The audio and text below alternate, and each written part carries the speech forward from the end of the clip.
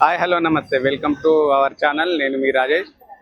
Degree చదువుకొని తనకంటూ ఒక ప్లాట్ఫామ్ ఏర్పాటు చేసుకుంటూ తను చేస్తున్న వృత్తిని కూడా నాముషిగా చూడకుండా ఇన్స్టాగ్రామ్లో తనకంటూ ఒక ప్లాట్ఫామ్ ఏర్పాటు చేసుకుంటున్న స్వప్న క్రాంతి గారు ఇప్పుడు మన ముందుకున్నారు. ఇప్పుడు వాళ్ళ స్థితిగతులు ఏందో మనం అడిగి తెలుసుకుందాము. పదండి. నమస్తే. హాయ్ అమ్మ చెల్లి, నమస్తే. ఇప్పుడు చేస్తున్న వృత్తిని చెప్పుకోవాలి అనుకుంటే కొంచెం చాలా ఇబ్బందిగా ఫీల్ అవుతుంటారు. చేస్తున్న వృత్తిని మీరు ఇన్స్టాగ్రామ్లో పోస్ట్ చేసుకుంటూ మీకంటూ ఒక స్థానాన్ని క్రియేట్ చేసుకుంటున్నారు. మీకు ఎలా అనిపిస్తుంది? నాకేం నామూష అనిపించలేదన్న. నేను డిగ్రీ చదువుకొని కూడా ఈ రేంజ్కి వచ్చిన అంటే నాకు చాలా కష్టపడ్డాను. నేను చిన్న పిల్లలను చదువుకొని షోరూంలో పనిచేసిన రోజు కూడా నా వాళ్ళు ఎవరు చూడలే. పైసలన్నా చూసిరు కానీ నన్ను చూడలేదు ఎప్పుడు. అలా ముఖం మీద కొట్టినట్టు ఏదో నాకు ధైర్యానికి నేను చేయాలి, సంపాదించి చూపించాలి, వాళ్ళు మా పిల్ల ఈ పిల్ల అని నలుగురు చెప్పుకోవాలని నేను ఇటు దాకా తెచ్చుకున్నా.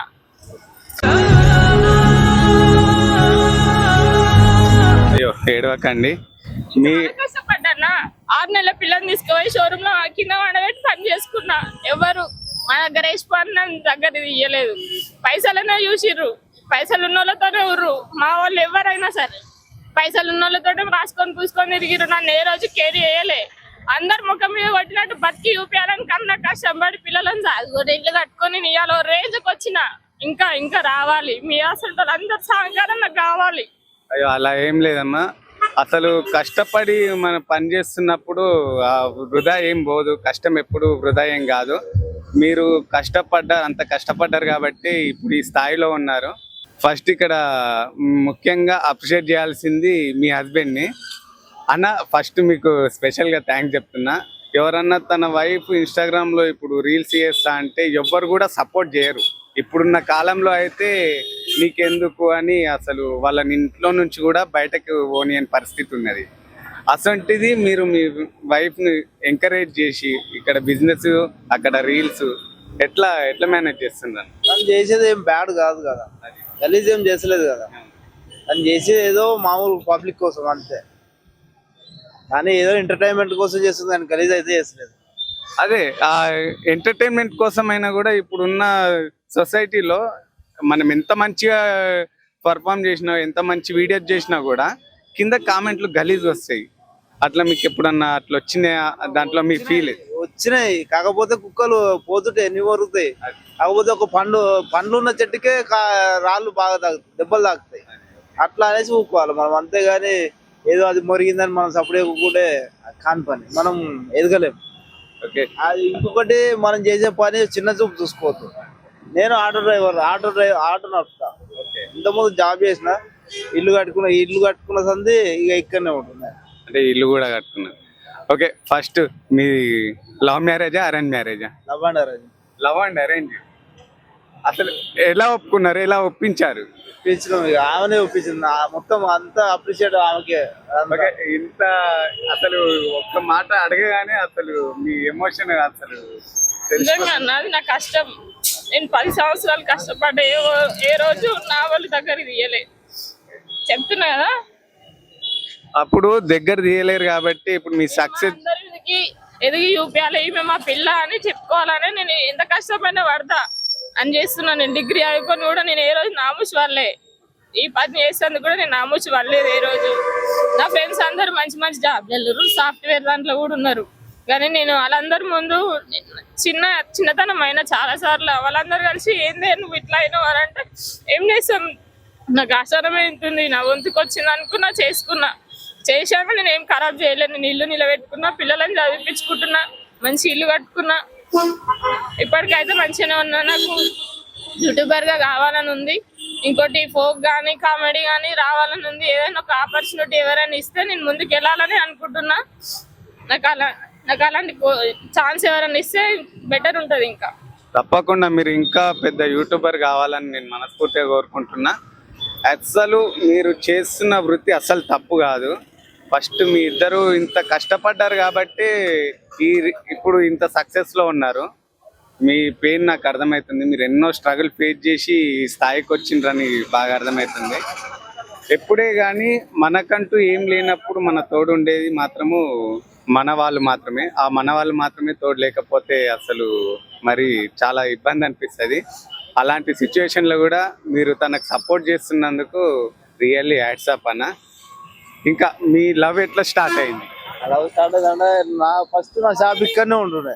ఓకే. ఆ షాప్ ఇదే ఏరియాలో ఉంటుండే. కానీ కాలేజీ పోతుంటే అప్పుడు స్టార్ట్ అయింది. తను కాలేజ్ చేస్తుంటేనే మీరు లవ్ స్టార్ట్. ఫస్ట్ ఎవరు ప్రపోజ్ చేసిండు? అంటే నేనే చేసి మీరే చేసిండు. అప్పుడు తన రియాక్షన్ ఎలాంటి? నా రియాక్షన్ అంటే ఇక ఇప్పుడు లేదు అది అన్నది. ఇక తర్వాత వస్తుంటే మెల్లమెల్లగా ఎన్ని ఇయర్స్ కు యాక్సెప్ట్ చేసింది తను? 6 months. 6 months లో. ఆ 6 months వరకు మా మరదలే అవుతుంది.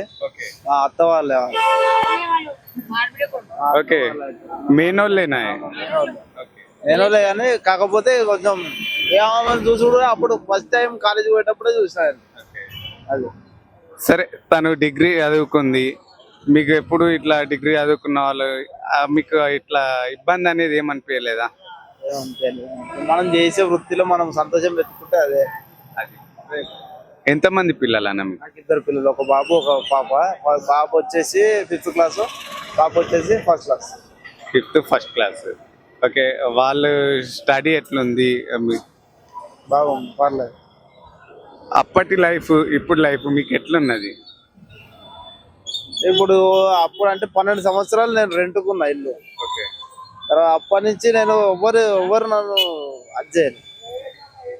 ఇప్పుడు దగ్గర ఇప్పుడు 1.5 year అవుతుంది నేను ఇల్లు కట్టుకొని. అప్పటి నుంచి కొంచెం బాగుంది. ఇప్పుడు ఆమె లేకపోతే నేను జీరో. ఓకే. ఎప్పుడైనా కానీ చేసుకున్న వాళ్ళు అర్థం చేసుకుంటే ఆ ఫ్యామిలీ ఎప్పుడైనా హ్యాపీగా ఉంటుంది. లైవ్ లో ఒక్కసారి మళ్ళీ మీరు ప్రపోజ్ చేస్తే మేము చూడాలని అనుకుంటున్నాం. ఎప్పుడు అనుకోవాలి. మీరు అప్పుడు ప్రపోజ్ చేసిండ్రు కదా, మా కోసం, మా ఛానల్ యూజర్స్ కోసము ఒక్కసారి.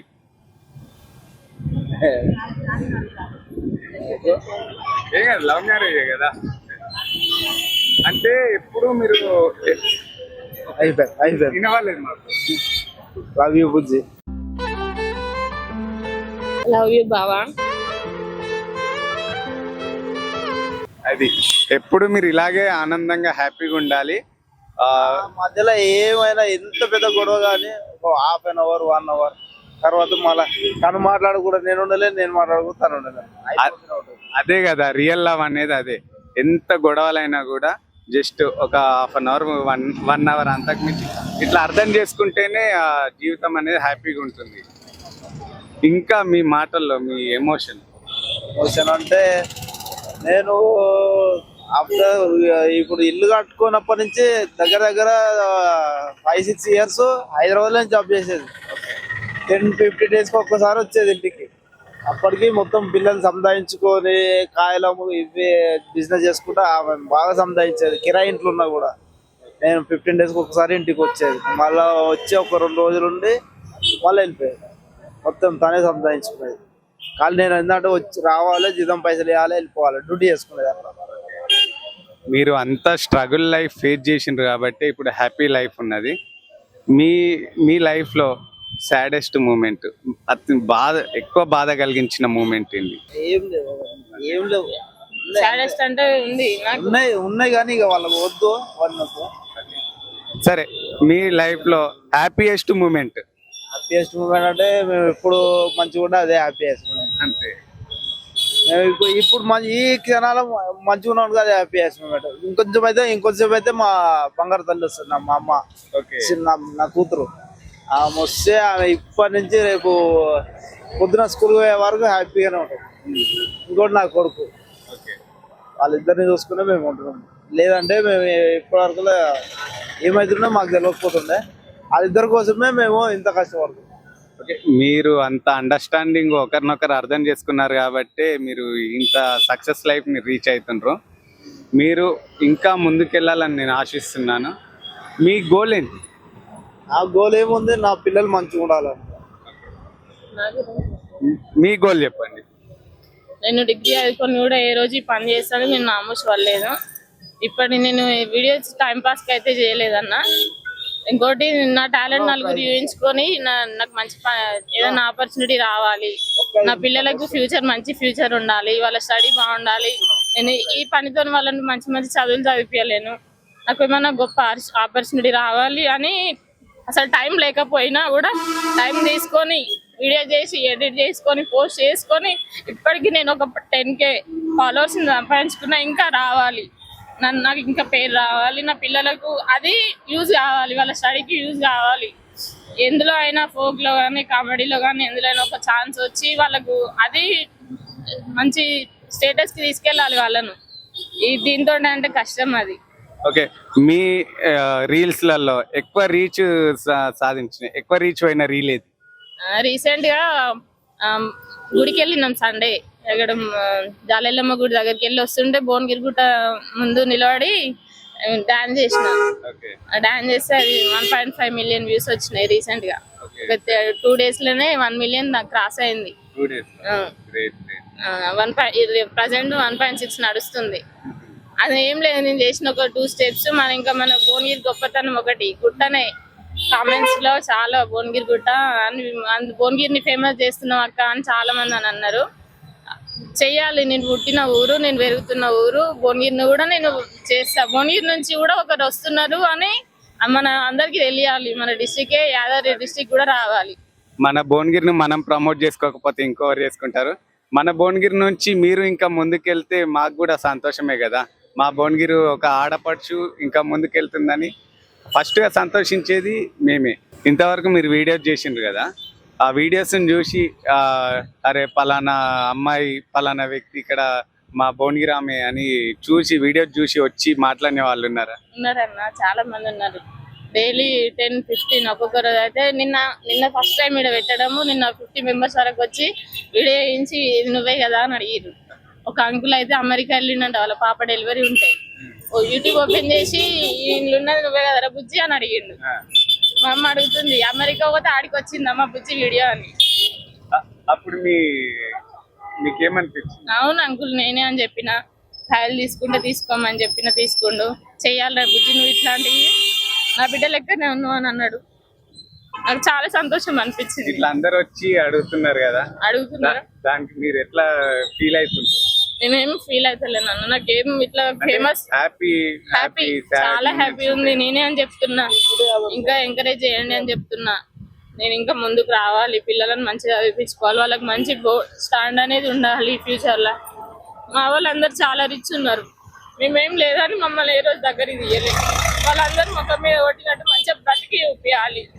ఇది ఒకటే అయితే సరిపోదు, ఇది చేసుకుంటూనే నేను అది చేస్తున్నా. అసలు నాకు టైం ఉండదు రీల్స్ చేయడానికి. ఉన్న 5 minutes టైం పొద్దున్న లేచి వండుకోవాలి, ఇంట్లో అన్నీ వేసుకోవాలి, పిల్లలను రెడీ చేసి స్కూల్ పంపించాలి, తోటకి వెళ్తాం మేమే, తెంపుకొస్తాం, మళ్ళీ రెడీ అయితే దెబ్బ చమ్మాలి. టైం లేని దాంట్లో కూడా నేను టైం తీసుకొని చేసి పోస్ట్ చేసి ఇప్పటికీ ముందుకు వెళ్ళాలి అన్న థాట్ తోటి ఇవన్నీ చేస్తున్నా. ఇంత స్ట్రగుల్ అయినా పెయిన్ చేస్తున్నా నేను.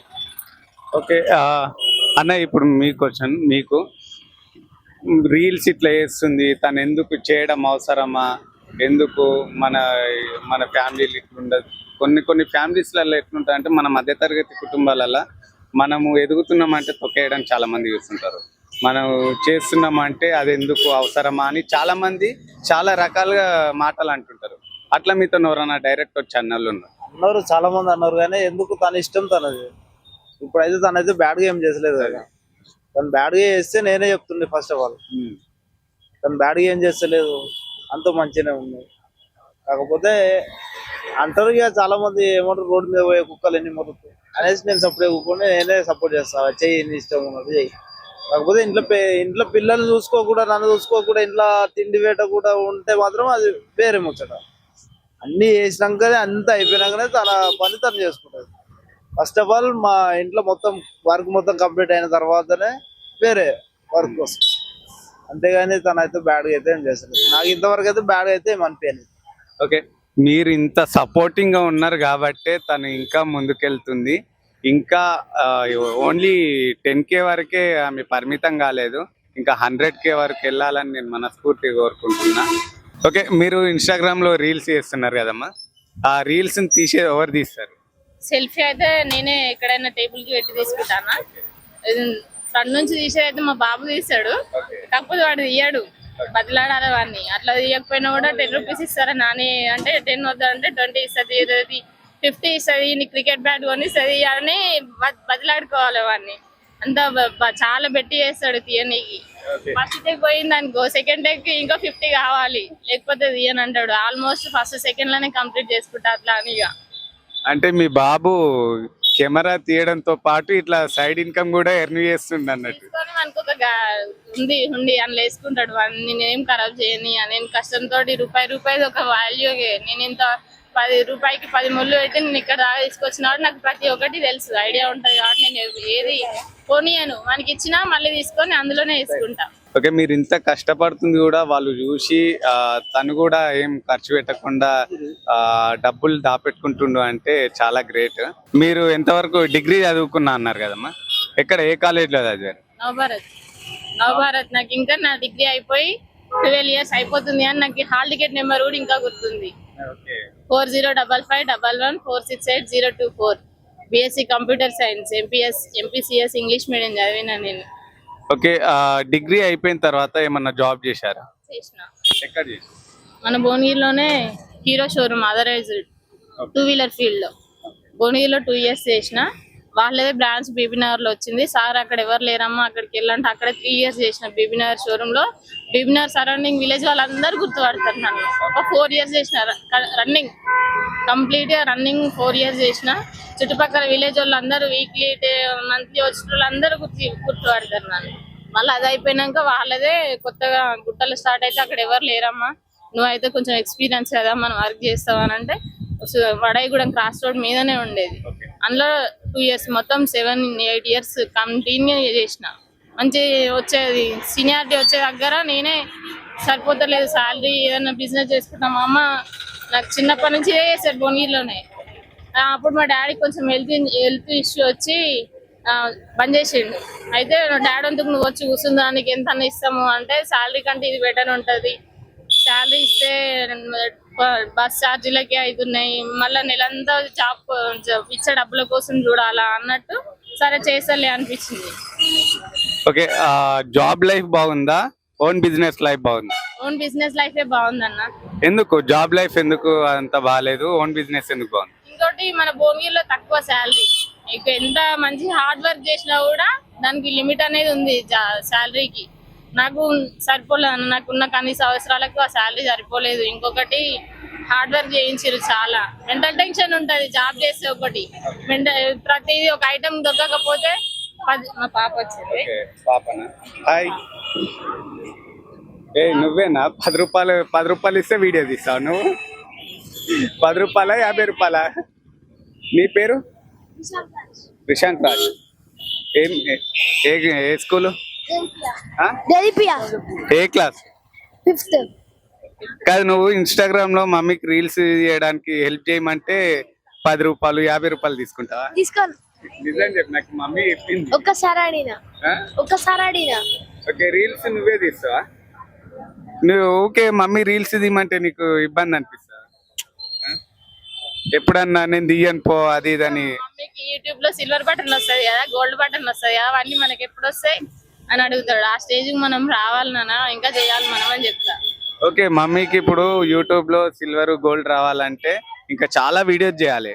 ఆ వీడియోస్ చేయడానికి నువ్వు సపోర్టింగ్ ఉంటావా? ఉంటా. వీడియోస్ చాలా తీయాలి, తీస్తావా మరి? తీస్తా. నీకు ఎంత వరకు నువ్వు కూడా యూట్యూబ్ లో రావాలి అని అనుకుంటున్నావా? ఎందుకు? నాకు అవన్నీ ఇంట్రెస్ట్ లేదు. అవన్నీ ఇంట్రెస్ట్ లేదు. మమ్మీ సక్సెస్ అయితే నీ సక్సెస్. నీ పేరు నాన్న? నువ్వు కూడా రీల్స్ చేస్తున్నావా? సపరేట్ ఇన్స్టాగ్రామ్ అకౌంట్ క్రియేట్ చేసిన 15 days అయింది. ఓన్లీ తన చిన్నప్పటి వీడియోస్ నే పోస్ట్ చేస్తున్నా అందులో. కాదు, నువ్వు రీల్స్ చేసిన పాట ఏదన్నా గుర్తుందా? ఏ పాట? వెళ్ళిపోగల చూసినా నేను. వచ్చి కదా నీకు అది. ఇంకోటి కూడా వచ్చిగా నిన్న మొన్న. అంటే కెమెరా ముందుందని సైలెంట్ ఉన్నారా? నాకు తెలుసు మీరు కెమెరా లేకపోతే పెద్ద అల్లరి చేస్తారని మమ్మీ డాడీ చెప్పిండ్రు. బాగా అల్లరి చేస్తావా? ఓకే.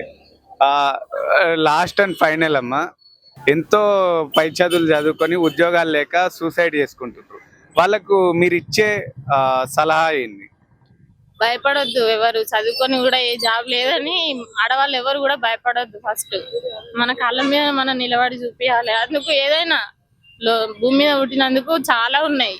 ఒక దొంగతనం అడుకోవడం తప్ప వేరే కష్టపడి ఏ పనైనా చేసుకోవచ్చు. రోడ్డుకుంటనైనా పిల్లలను చదువుకోవచ్చు. నేను చాలా కష్టపడి చదివిన నా బిడ్డను. ఎవరు కూడా భయపడొద్దు. మహిళలు ఇంకా ముందుకు రావాలి. ఇలాంటి వీడియోలు చేసేందుకు ఎవరు భయపడొద్దు. మన తప్పు లేనంత వరకు ఎవరికి కూడా భయపడవద్దు.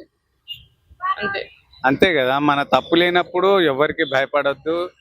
ఎవరు ఎన్ని మాటలు అన్నా కూడా పట్టించుకోవద్దు. మనం తప్పు చేయనంత వరకు మనం తలెత్తుకొని బతకాలి అనే. ఇప్పుడు ఇందాక అన్న చెప్పినట్టు ఆ రోడ్ మీద పోతుంటే ఎన్నో కుక్కలు మరుగుతాయి. అవన్నీ పట్టించుకుంటే మనము ముందుకు పోలేము. మీరు ఇలాగే స్ట్రాంగ్ ఉండాలి, ఇంకా ముందుకు వెళ్ళాలి. ఇన్స్టాగ్రామ్లో, నేను యూట్యూబ్లో కూడా మీరు silver button, gold play button పొందాలని. సిల్వర్ బటన్ రావాలి, గోల్డ్ బటన్ రావాలి నీకు మమ్మీ. ఎప్పుడు వస్తాయి మనకు అవన్నీ? అలా నిజంగా డైమండ్స్ ఉంటాయి ఆ లోపల? అడగలేను నిన్న. ఉంటాయి. నువ్వు మంచిగా ఇంకా రీల్స్ మంచిగా చేసుకుంటూ, యూట్యూబ్ లో మంచిగా చేసుకుంటూ, చదువుకుంటూ యూట్యూబ్ చేయి, ఇన్స్టాగ్రామ్ చేయి. చదువుని మాత్రం వీడియోలు తీస్తాడు కానీ వీడియోలకు రాడు. ఓకే, నాకు ఇష్టం లేదంటాడు. నాన్న ఒక పాట చేయరా, ఏదన్నా చేయరా అంటే పో నేను చెయ్యా, నాకు ఇష్టం లేదు, నేను చేస్తా కానీ నేను చెయ్యా అంటాడు. ఈమె చేస్తుంది, నాకు ఇష్టం, నేను చేస్తాను, నువ్వు ఏ పాట చేస్తే నేను ఆ పాట చేస్తా అంటది. నేను ఏ పాట ఇంట్లో ప్రాక్టీస్ చేస్తుంటే ఆ పాటకు నేను డాన్స్ చేస్తా అంటది. చాలా, ఈమె కూడా చాలా టాలెంట్ ఉంటది. ఈ మాటల్ని బట్టి చూస్తే మీకు ఎంత ఒత్తిడి, ఎంత స్ట్రెస్ ఉన్నా కూడా పిల్లల దగ్గరకు వచ్చేసరికి ఆ స్ట్రెస్ మొత్తం పోతుండొచ్చు. చాలా చాలా అల్లరి చేస్తుంది. మంచి మంచి వీడియోలు తీస్తామంటది. చాలా ఉన్నాయి, ఈమెతో తీసినవి ఎక్కువ ఉంటాయి నావైతే. నేను కూడా చూసిన మీ వీడియోస్, రెగ్యులర్ గా చూస్తూ ఉంటాను. దీని ఒక వీడియోలో ఏమో ఉన్నట్టు కదా నేను చూసిన వరకు అయితే. మీ వీడియోస్ అయితే నేను రెగ్యులర్ గా చూస్తాను. అండ్ మేము అందులో ఫేమస్ అయిన డైలాగు నాకు ఇంకా గుర్తు. అండి నేను భువనగిరిలో జాంపళ్ళు అమ్ముతా అనే వీడియో ఉంది. అది నేను చాలా వరకు చూసి మన భువనగిరి అమ్మాయి, మన భువనగిరి ఆడపడుచు ఇంకా ముందుకు వెళ్ళాలని నేను మనస్ఫూర్తిగా కోరుకుంటున్నా. థ్యాంక్ యూ అమ్మా. ఇలాంటి ఆపర్చునిటీ నాకు ఇచ్చినందుకు చాలా సంతోషం. నేను భువనగిరి పేరు నిలబెడతా. ఇంకోటి, నాకు మంచి అవకాశం ఇవ్వాలి ఎవరైనా, ఫోక్ లో కానీ కామెడీలో కానీ. అది నాకు నా సెల్ఫ్ రెస్పెక్ట్ కి, ఇంకోటి నా లైఫ్ కి చాలా యూజ్ అవుతుంది. తప్పకుండా మీకు మంచి మంచి అవకాశాలు రావాలని నేను కూడా మనస్ఫూర్తిగా కోరుకుంటున్నా. థ్యాంక్ యూ అమ్మా. Thank you. Okay bye. Thank you. చూసారు కదా స్వప్న క్రాంతి గారి వీడియో. వాళ్ళు ఎంత కష్టపడుతున్నా కూడా వాళ్ళ లైఫ్ సక్సెస్ రూట్లో తీసుకెళ్తున్నారు. వాళ్ళు ఇంతవరకు పడ్డ కష్టానికి ప్రతిఫలంగా వాళ్ళు కోరుకునేది ఒకటే. వాళ్ళు ఇప్పుడు స్వప్న గారు ఇప్పుడు ఇంకా ముందుకు వెళ్ళాలని తను కోరుకుంటున్నారు. మీలో ఈ వీడియో చూసే వాళ్ళు ఎవరైనా సినిమా ఛాన్సులు కానీ, యూట్యూబర్స్ కానీ, ఇంకా సాంగ్స్ చేసే వాళ్ళు కానీ ఎవరైనా ఉంటే తనకు ఆపర్చునిటీ ఇవ్వాలని నేను కోరుకుంటున్నా. ఒకసారి తన వీడియోస్ చూడండి. తన వీడియోస్లో తను చేసే పర్ఫార్మెన్స్ మీకు నచ్చితేనే తనని అప్రోచ్ కండి. తను అయితే ఇంతవరకు నేను ఇన్స్టాగ్రామ్లో చాలా వరకు చూసిన బ్యాడ్గా చేసే వాళ్ళకి ఎక్కువ రీచ్ వస్తుంది. మనం అన్ని విధాలుగా మంచిగా చేసే వాళ్ళకి అసలు రీచ్ రావట్లేదు. ఇలాంటి వాళ్ళను సపోర్ట్ చేసి ఎంకరేజ్ చేస్తేనే ఇంకా ఇలాంటి వాళ్ళు చాలామంది ముందుకు రాగలుగుతారు. ప్లీజ్ బ్యాడ్ కామెంట్స్ మాత్రం పెట్టకండి. బ్యాడ్గా చేస్తే ఆబ్వియస్లీ మీరు పెట్టండి. ఎంత మంచి చేసినా కూడా బ్యాడ్ కామెంట్స్ పెడుతుంటే చేసే వాళ్ళు కూడా ముందుకు రారు. మెయిన్ థింగ్ ఏంటంటే బ్యాడ్ కామెంట్స్ పెడితే మీరు పెట్టేవాళ్ళు ఒక మెసేజ్ టైప్ చేసి వెళ్ళిపోతారు. కానీ దాని ఇంపాక్ట్ ఎంత ఉంటుందంటే ఒక ఫ్యామిలీలో భార్యాభర్తలు విడిపోయేంత వరకు వస్తుంది. అలాంటి తప్పు చేయొద్దు అని నేను కోరుకుంటున్నా. ఈ వీడియో కనుక మీకు నచ్చినట్లయితే లైక్ చేయండి, షేర్ చేయండి, సబ్స్క్రైబ్ చేయండి.